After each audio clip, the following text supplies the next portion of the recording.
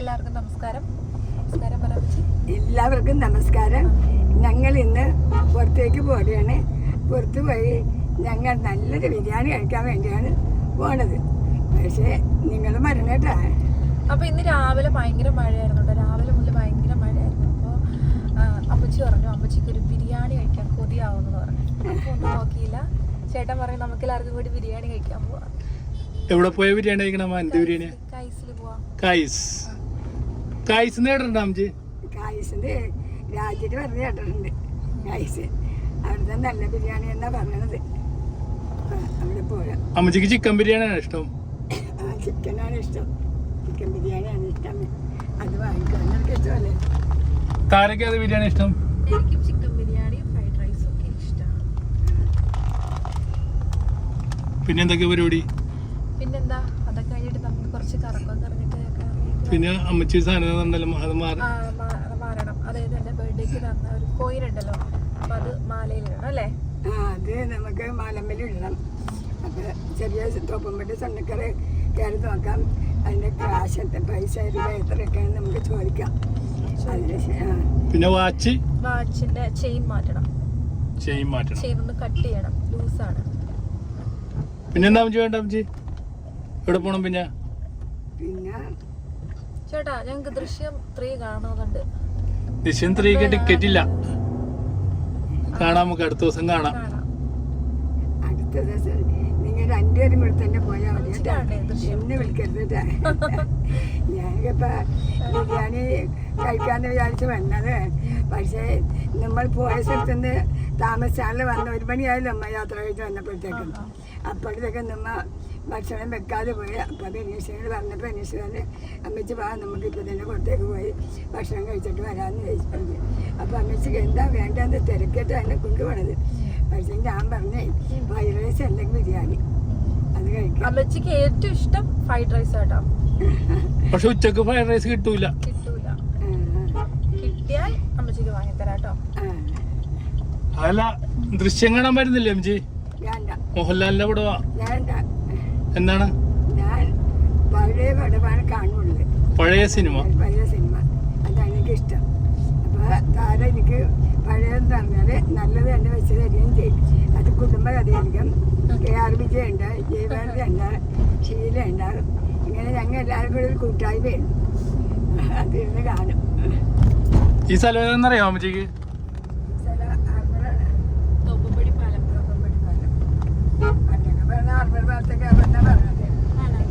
Harbour പോലെ ആ കാണണ്ടേ അമ്മച്ചി? അപ്പുറത്ത് ആ സൈഡ് കണ്ട ഹാർബർ. പണിതപ്പോ പുതിയതാർന്ന്. ഞങ്ങള് പുതിയ പാലം എന്ന് പറയണേ. ഇതിനാ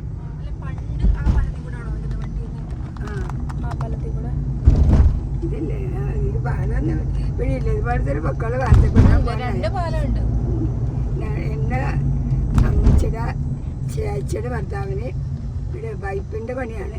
ഈ ആൾക്കാർ ഇങ്ങനെ ഇതിൻ്റെ കൂടി പാലത്തെ കൂടി അങ്ങ് പോകണം. അന്ന് നടന്നു പോകണം വെയിലത്താണെങ്കിലും. എന്തിനാണെന്നറിയാമോ? വീട്ടിൽ നിന്ന് ഇന്നത്തെ പോലെ ഭക്ഷണം പുറത്തുനിന്ന് കഴിക്കേണ്ട പതിവില്ല. അപ്പോൾ വീട്ടിൽ നിന്നാണ് ഭക്ഷണം ശരിയാക്കി ഞാനും താത്തും കൂടി നടന്നു പോകും. ഇത് കൊണ്ടു കൊടുക്കാൻ അവിടെ നിന്ന് തിരിച്ച് നടന്നു വരും. ആ കാര്യം ഇപ്പോൾ ഓർക്കുമ്പോഴേ ഭയങ്കര ബുദ്ധിമുട്ടാണ്. എങ്ങനെ അവിടത്തോട്ട് എത്തിയെന്ന് വിചാരിക്കണം. പക്ഷേ അമ്മയും പോയി, അമ്മയുടെ ചേച്ചിയും പോയി, ചേട്ടനും പോയി. ഓർമ്മകൾ മാത്രം ബാക്കി. നല്ല ഓർമ്മകൾ. അപ്പൊ നമുക്ക് ഭക്ഷണം കഴിക്കണ കാണിക്കാം നമുക്ക്. ഓക്കെ. അപ്പം ഞങ്ങൾ എറണാകുളത്തുള്ള കൈസ് ഹോട്ടലിലെത്തി. അപ്പോൾ ഉച്ചയാകുമ്പോഴേക്കും ഇവിടെ ഭയങ്കര തിരക്കാണ് കേട്ടോ. കാരണം എന്താണെന്ന് വെച്ചാൽ ഇവിടുത്തെ ബിരിയാണിക്ക് അത്രയ്ക്ക് ടേസ്റ്റാണ്. എനിക്ക് ഭയങ്കര ഇഷ്ടമാണ്. എനിക്കും ഭയങ്കര ഇഷ്ടമുണ്ടാ. ഞാൻ സാധാരണ മട്ടാഞ്ചേരിയിലെ കൈസ് ഹോട്ടലിൽ ഏറ്റവും കൂടുതൽ പോയേക്കണത്. എറണാകുളത്തെ കൂടി പോയതുകൊണ്ട് എറണാകുളത്ത് കയറുന്നു. അങ്ങനെ ഞങ്ങൾ കുറച്ച് വെയിറ്റ് ചെയ്ത് സീറ്റ് കിട്ടിയേട്ടാ. അപ്പം അമ്മച്ചി ഇങ്ങനെ ചൂണ്ടിക്കാണിക്കണ ആരാന്നറിയാമോ? ഞങ്ങളുടെ കസിനാന്ന് പറഞ്ഞ് പരിചയപ്പെടുത്തുന്നതാണ്. ദൂരത്തേക്കാണ്, കസിനൊന്നും അല്ല കേട്ടാ. അമ്മച്ചിക്ക് ആരെ കണ്ടാലും നമ്മുടെ കസിനായിട്ട് തോന്നും. അപ്പം നമ്മുടെ ബിരിയാണി വന്നല്ലോ. നല്ല ചിക്കൻ ബിരിയാണിയാണ് കേട്ടോ വന്നേക്കണത്. അപ്പോൾ 2 ബിരിയാണിയാണ് ഞങ്ങൾ ഓർഡർ ചെയ്തുള്ളത്. കാരണം ഇവർ രണ്ടുപേരും ബിരിയാണി കഴിക്കാൻ ഇത്തിരി പുറകോട്ടാണ്. ഞാനും അമ്മച്ചി പകുതി കഴിക്കുള്ളൂ കേട്ടോ. അതായത് ഒരു ബിരിയാണി ഫുള്ളും ഞങ്ങൾ കഴിക്കില്ല. അപ്പം ഞങ്ങൾക്ക് 3 പേർക്കും കൂടി 2 ബിരിയാണി തന്നെ ധാരാളം. അപ്പോൾ ഒരു ഫുൾ ബിരിയാണി അമ്മച്ചിയും താരയും കൂടിയാണ്ടാ ഷെയർ ചെയ്ത് കഴിക്കണത്.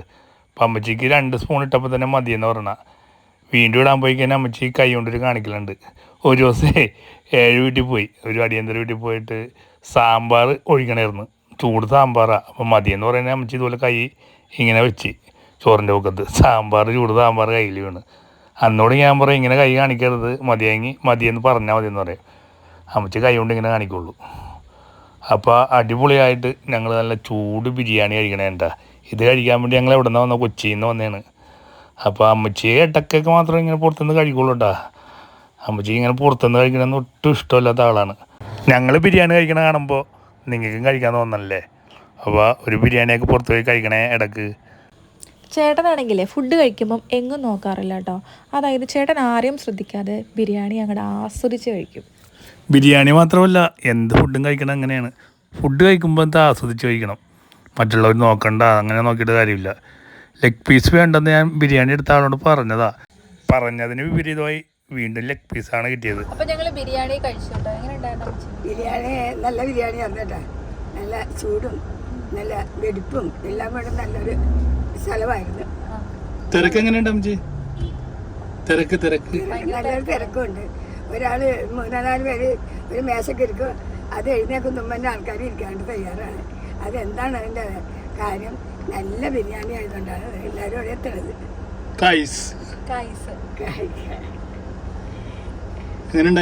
ലൈം ജ്യൂസ് ഒക്കെ അടിപൊളിയായിരുന്നു. പിന്നെ ബിരിയാണി എനിക്ക് അധികം വിശപ്പില്ലാത്തതുകൊണ്ട് കുറച്ച് കഴിച്ചോളൂ. അത് സംഭവം അടിപൊളിയായിരുന്നു അല്ലേ? ചിക്കൻ ബിരിയാണി കൊതിച്ച് വന്ന ആളുകളുടെ നിറയെ കഴിച്ചു കേട്ടോ അല്ലേ? സാധാരണ കുറച്ചേ കഴിക്കാറുള്ളൂ, ഇപ്പൊ 2ാമത് ഇട്ട് കഴിച്ചു. ചേട്ടൊന്നും പറയാനില്ലേ? ഞാൻ ബിരിയാണി ഇഷ്ടപ്പെടുന്ന ആളല്ല. എന്താ ഇഷ്ടപ്പെടുന്നത്? എനിക്ക് ചോറാണ് ഇഷ്ടം. ചോറ് വായിക്കാൻ പറ്റില്ല. അതെ, ചോറുണ്ടായിരുന്നല്ലോ അവിടെ. എല്ലാ ദിവസവും കഴിക്കണല്ലേ ചോറ്? ചോറ് കഴിക്കണേ. ഫോട്ടോജിൽ വന്നേക്കണേ എന്താ? ഫോട്ടോജില് ഞങ്ങൾ എല്ലാ നൈറ്റും ഇടയ്ക്കൊക്കെ വരാറുണ്ട്. അമ്മച്ചി ഇവിടെയാണ് ഞങ്ങൾ വരാറുള്ളത്. അമ്മച്ചി എന്താ നേരത്തെ വന്നിട്ടുണ്ട് ഇവിടെ? ഒരു വീഡിയോയിൽ ഞാൻ കണ്ടിട്ടുണ്ട്, തൊപ്പിയൊക്കെ വെച്ചിട്ട് നടന്നു പോകുന്ന വീഡിയോ. സൈഡല്ലേ? അപ്പൊ ഞങ്ങൾ ഇടയ്ക്കിടയ്ക്ക് നൈറ്റ് പോവില്ലേ? എന്നിട്ട് അവിടെ പോയി കട്ടൻ ചായ ഒക്കെ കുടിച്ചിട്ട് അവിടെ ഇങ്ങനെ ഇരിക്കും. അപ്പൊ ഇവിടെ വെച്ചിട്ട് ഞങ്ങൾ കൊച്ചേട്ടനെ കണ്ടു. ഇടയ്ക്കിടയ്ക്കൊക്കെ വരും. ചായ പിടിച്ചാലോ നമുക്ക്? അമ്മച്ചി ഉപ്പ് സോഡ പാൽ ചായ കുടിക്കൂല താര, അതുകൊണ്ടാ അമ്മച്ചിക്ക് പാൽ ചായ 2 ചായ. നിങ്ങൾ ബീച്ചിന് അങ്ങോട്ട് നടന്നോ, ഞങ്ങൾ വന്നോളാം. മുണ്ടിയും പറയാൻ കടന്നോ? കണ്ടില്ലല്ലേ? അവര് ഫോളോ ചെയ്തു. അങ്ങോട്ടേക്ക് പോകുമ്പോഴേ ചെയ്യാട്ടോ. അങ്ങോട്ടേക്ക് ഇറങ്ങുമോ? ഇല്ല.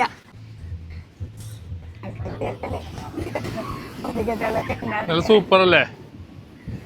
സൂപ്പർ വൈബ് അല്ലേ? എങ്ങനെയുണ്ടാ അമ്മച്ചി? നമ്മള് രാത്രി വരുമ്പോഴില്ലേ, അങ്ങോട്ട് നോക്കി പറ. നമ്മള് രാത്രി വരുമ്പോഴില്ലേ ഇത്ര തിട്ട ഉണ്ടായിരുന്നില്ലല്ലോ. അത് മഴക്കാലാവുമ്പോ ഇങ്ങനെ മാറിക്കൊണ്ടിരിക്കും. നല്ല സൂപ്പറായിട്ടാ ഇതെല്ലാം കാണാൻ പറ്റല്ലോ. ഈ ഒരു ടൈമിൽ വരാൻ നല്ല ഈ യാത്ര നല്ലതാ. ഈ യാത്ര നല്ലതാ. അമ്മച്ചിക്ക് ഇഷ്ടായിട്ടോ ഈ യാത്ര? ചായ കൊടുക്ക്. ചായ കുടിച്ചോണ്ട് സംസാരിക്കും. മധുരമൊക്കെ ഉണ്ടാ നോക്കിയേ.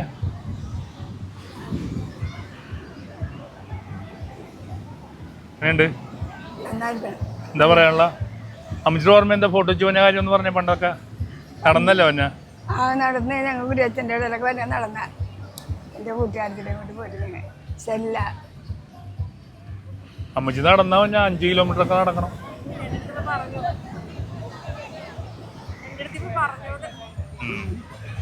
ആ വെച്ച് കാണാം. ശരി അമ്മച്ചി. അങ്ങോട്ടേക്ക് ഇറങ്ങാൻ പറ്റൂല കേട്ടോ. ഇറങ്ങണ്ട.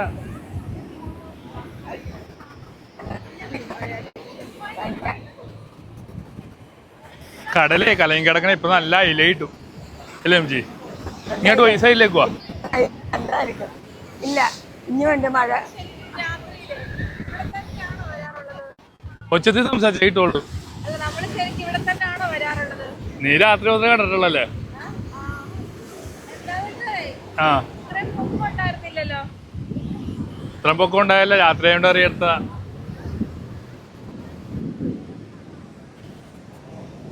എങ്ങനെയുണ്ട് അമ്മച്ചി? അടിപൊളിയല്ലേ? തിര അടിക്കണൊക്കെ കാണാത്തല്ലേ?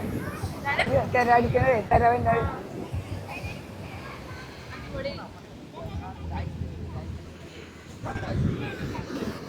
കപ്പല് വഞ്ചി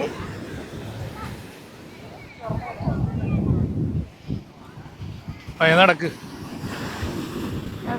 നടന്നോടെ എനിക്ക് കുഴപ്പമില്ല.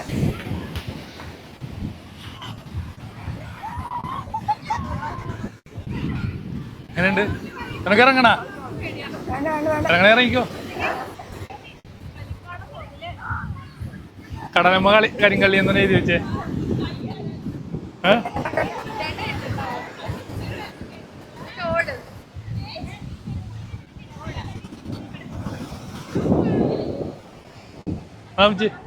കാണിച്ചു തരാവാ. ഇല്ല ഇല്ല, അങ്ങോട്ട് പോണ്ട. ഇവിടെ നിന്നാ മതി.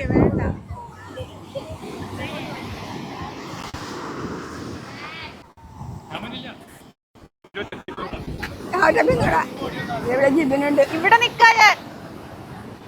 വല്ലയിടത്ത് പോയി വേണ്ട.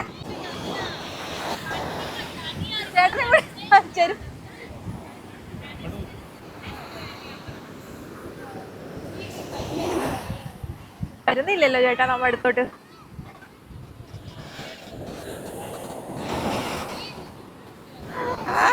പേടിക്കണ്ട,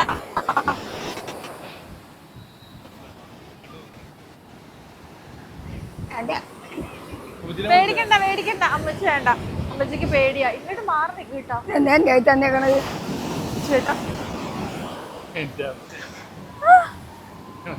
നനഞ്ഞില്ല ചേട്ടാ, നനഞ്ഞില്ല.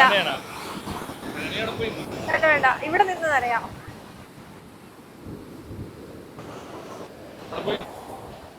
പേടിയാ. വേണ്ട വേണ്ട.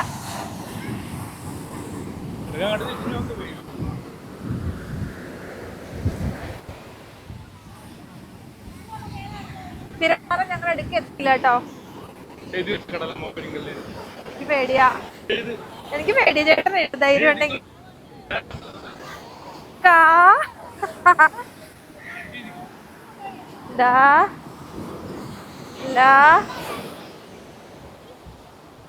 കടലമ്മ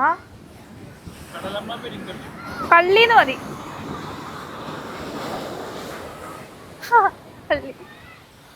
ചേട്ടൻ ചേട്ടൻ എനിക്ക് പേടി തോന്നുന്നു. താരാന്ന് എഴുതട്ടെ.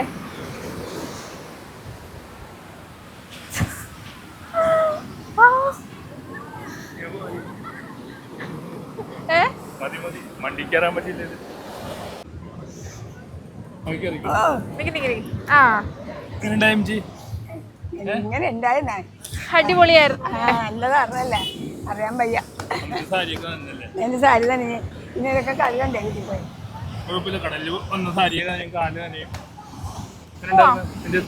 അടിപൊളി എക്സ്പീരിയൻസ് ആയിരുന്നു. ടാറ്റാ. വാ പോവാം. ഞാൻ ചെരുപ്പിട്ടില്ല, ചെരുപ്പിടണം. ആ ഏയ് ചെരുപ്പിടാണ്ട് ഞാൻ അവിടം വരെ എങ്ങനെ പോവാ? അപ്പൊ ഞങ്ങൾ ഫോർട്ട് കൊച്ചി ബീച്ചിലൊക്കെ പോയി അടിച്ചു പൊളിച്ചു എൻജോയ് ചെയ്ത് തിരിച്ച് വീട്ടിലേക്ക് പോവാണ് കേട്ടോ. അതൊക്കെ കയറണതും ഇറങ്ങണതും ഇഷ്ടംപോലെ ആൾക്കാരെയൊക്കെ കണ്ട് നിങ്ങൾ ഇതുപോലെ പ്രായമുള്ള ആൾക്കാരായിട്ടും കുട്ടികളായിട്ടും പേരക്കിടാങ്ങളായിട്ടും വന്ന് ഇവിടെ കാണുക. നിങ്ങൾക്കും മനസ്സിനൊരു സന്തോഷം ഉണ്ടാവട്ടെ. അപ്പോൾ പ്രത്യേകിച്ച് മരണം വരാതിരിക്കരുത്. രണ്ട് കാര്യം നടന്നില്ല. രണ്ട് കാര്യം ഞങ്ങൾക്ക് നടന്നില്ല. ഒന്ന് കൊയ്യിൽ കൊളുത്ത് പിടിപ്പിക്കാനുണ്ടായിരുന്നു, 2 വാച്ച് റിപ്പയറിങ് ഉണ്ടായി. അതും രണ്ടും നടക്കാതെ ഞങ്ങൾ ഇത്രയും യാത്ര ചെയ്ത്.